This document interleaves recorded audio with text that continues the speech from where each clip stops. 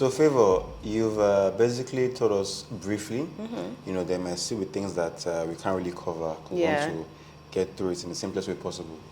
That's why we advise that you seek out a lawyer for actual advice. We're just doing our best to simplify it for now. But we've basically covered briefly again the things to consider when you want to incorporate your startup fintech, because like we said, it's very industry specific. Yes. So now, Favor, money makes the world go round. It does. And I now have my business set up. I've done the CAC registrations. I have all my licenses I need. So now I want to actually run the business. My current capabilities are so far stretched. I think I need investments. How do you advise I go about that? What do you think you need investments, right? Simplest way possible, there's no money again. Wow, so your employer is not paying you well. Interesting. Okay, so, I mean, of course, right, you need to spend money to make money. And there's only so far that you can spend your salary on building your product. And I have investments, but they're locked up somewhere. I see. I want to have my own app. So you can access it. Access my own investment from there. Okay, fantastic. So, when we have startup clients come to us at BFA, right?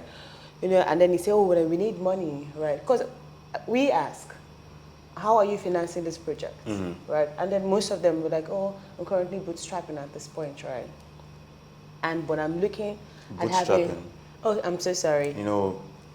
You might know these terms, but let's imagine that I don't know these terms, and the audience doesn't know these terms. So. Okay. So I'm currently funding it by myself. So that's what bootstrapping means? That's bootstrapping. Literally strapping the boots. Myself, exactly.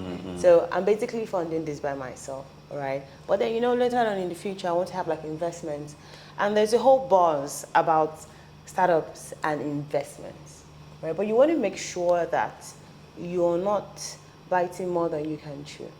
Right, so that's why I said, why are you sure you need investments, right? You need investments because you want to pay your staff or something, right?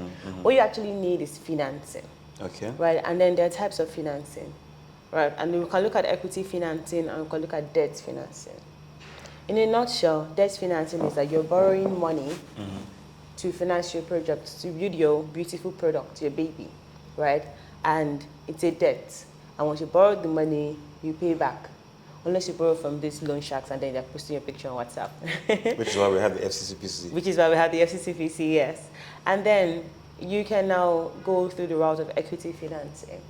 Now, equity financing is receiving investments in exchange for shares. Remember what I said, shares are your ownership stake in the company, your share of the company, right? So you're basically sharing ownership stakes in your company in exchange for money, right? And that's why I said you don't want to bite off more than you can chew. Right? And then if you go over that route of equity financing and then you keep taking in money and then giving up part of your ownership stake, exactly, you might do that so much that you even lose ownership of that company. Right? You have like 101 investors and you just have like 10% of the company. Right? That's something you want to avoid. Now, so you have now looked at debt financing and equity financing. You now have to choose the route that you want to go. You're a founder, you're a startup. Right? Even if you borrow money, when would you pay back, right? And even if you have faith in yourself that, oh, I'm building the next Twitter, I'm building the next Flutter Wave, right? How sure are you that you'll be able to pay back that money, right? Because we know the first year you're building your MVP, the second year, you're still monitoring the market, right? You've not even launched your product. So it'll take you a long time before you can even pay back, right? So that is why most founders usually like to go through the route of equity financing. You don't have that pressure to repay the money back, right? I mean, of course, you have to pay your investors, right? But if you go through that route of, I collect money and then you have like a share in my company, you have a share of the profit and you also have the share of the losses too, you get. So most reasons why startups will go via the route of equity financing. And now there is equity financing and debt financing comes together, right? So we have the debt financing and equity financing in one. Right? And usually, it depends on what the investor wants. So this middle line is investment by convertible notes, right? So converting. So where they meet. Exactly, where they meet. Convertible notes. Exactly. So you go via the route of debt financing. You borrow money. However, you say at certain milestones, right, or at certain occurrence, or at the certain occurrence of an event, your debt will convert into equity. So that's like double protection for the investor, right? Because I know that, oh, if I don't have my money paid, it's going to convert into equity. However, it's a debt. So if it doesn't pay, or if we do not achieve like those milestones, right, you're going to pay my money back, right? So that's like double protection for an investor. However, as a founder, you want to go through the route that's most favorable to you, right? Equity financing. Now, for equity financing, it's a whole broad concept, right? It's very, very wide, depending on how you want to get money from. Now, you said, you know what, I need money to, to continue this project. There's so many ways you can get this money from, right? So many ways you can get funding from. First of all, and the most accessible one is, like you said, the bootstrapping. You're using your own money to continue your project, right? It gets to a point where, oh, you no longer can do this and you need external funding. We go through the route, or go to the route of the family and friends. Okay. I'm pretty sure you have family and friends that are ready to, take one for you. Yeah. Yes. So I mean, they're donated, so they're very, very, they're easily accessible, right? Apart from yourself, they'll most likely believe in your product too, right? So they, inject in this money right into you. But then again, seeing as they're not accredited investors, they're not big time investors, right? There's only so much again that they can put. But then you need more money. Where do you go? You go to angel investors, right? So angel investors are basically, yes, angels. They have a lot of money to play with, right? And if they believe in what you're doing, they can inject that money into. And mind you, right, investing in startups, and I'm coming, this is me playing devil's advocate now, right? As an investor, investing in a startup is a high risk. Okay. It's a high risk investment, meaning I'm not looking to get a return on my investment in the next 2 years. I'm not. Next 3 years, no. 5, 10, probably that. As high risk as it is, right, of course the returns will be massive, but I'm not looking to get that money in the nearest future. Now, these are the people with this kind of mindset, and people you're going to, there are people you're going to meet, right? So these are the angel investors, right? They're willing to drop $1 million. Okay, that's a lot.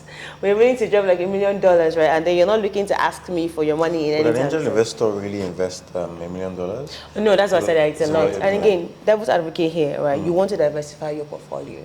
Investing money in this startup does not mean that this startup will even break even, right? Talk later or even becoming profitable, right? So, I mean, you meet angel investors. Let's say you meet like 5, and then you get like some like kind of funding, and then the next part, oh, I need more money.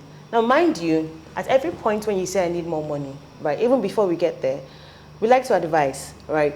Have a clear roadmap of how you want to utilize your finances, right? Don't just say, oh, I'm raising, and then you're taking more money that you actually need at a specific time, because at your pre-seed stage, right? A pre-seed is basically before I sow the seed, right?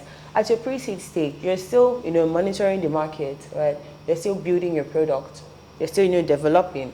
So you need money. You need money for marketing, maybe not really, but you need money to pay. Oh, are you outsourcing software development? You need money for that. You need money for legal. You need money for, it's a little like kind of things, right? But you don't necessarily need money for marketing or advertisement at this stage. At that stage, yeah. Yes, so you make sure that you have a clear map of how much you need. And why you're raising money as well. Exactly. That way, that would assist you, in the amount of equity that you want to give, right? Who knows, family and friends, that round may cover for it, right? Before you move on to the next stage. And then you move on to that's the angel stage, right? You get exactly the same exact amount of money that you need, and then you move on to the next stage. You get, right? So different rounds and different stages. You move on to that. Now, you have utilized the money from the angel round, and you need, okay, I actually need like good money. So I've gotten to my seed stage. Basically, I've planted the seed, right? And it looks like it's getting some traction. We have like maybe 10 customers per day. People are already like, say like deposit. Exactly, right? And I want to, upscale. I want to go like full blown. I need more money, better money. We're now going to private equity firms. Now these are businesses that are in the business of investing. So they come together, you know, sometimes they could be funds, right? Different individuals come together, mutual trust investment, then they come together, collective investment, and then get a fund and invest in several portfolios, invest in several startups, right? So then you're looking at private equity firms. Those ones, what you want to do is that you want to have your pitch right. You want to have, again, like we said, how much are you looking for? What exactly you need it for, right? And then you have your pitch, you have your market roadmap, you have everything, you've studied the market, you have everything there. Now, and then you know, try to reach out to private equity firms, you know, and I'll get to the VC world. In the VC world, it's called outsourcing, right? Because I know VCs and private equity firms look out for investment opportunities. Okay. Right, but if you go and meet them and then you say, "Oh, no, I have this brilliant idea. Look at my books," right? I mean, they'll be able to look at you too. So, I mean, then we go to that, and we now go to the big daddies, the venture capitalists, right? Those ones have higher playing money, Okay. right? And then, you know, they're looking for high risks, but then they're also looking for you to sell. One thing again that I asked, why are you sure you need an investment? Now, no private equity firm or no VC firm is looking for, yes, in your head you built your baby, you built an amazing product, you know, this will save lives for 10 or 20 years. But now they're not really looking at that lifetime that you're looking at. They're looking for you to build this product, let it gain traction in the market, and then you sell. I know we heard that Paystack was recently acquired for a massive amount of money. I think about $200 million. $200 million. Now the early investors now are smiling to the bank, right? You know, I'll probably buy an island or something. You get, but then they're not looking for you to. They're really looking for you to like grow your baby and maintain it. No, they're looking for you to become successful in a short time frame and sell. You either sell or you go public. You understand? So that's the thing now. Are you willing to build this product up until this stage and get acquired? That is what the VC is looking for. But basically, the form of equity financing that startups and VCs, startup and founders usually go through. Okay. So basically, you've kind of broken down the steps to getting investments. Friends and family, no, bootstrapping first of all, then friends and family, then maybe angel investors, then PEs, private equity, VCs, venture capitalists.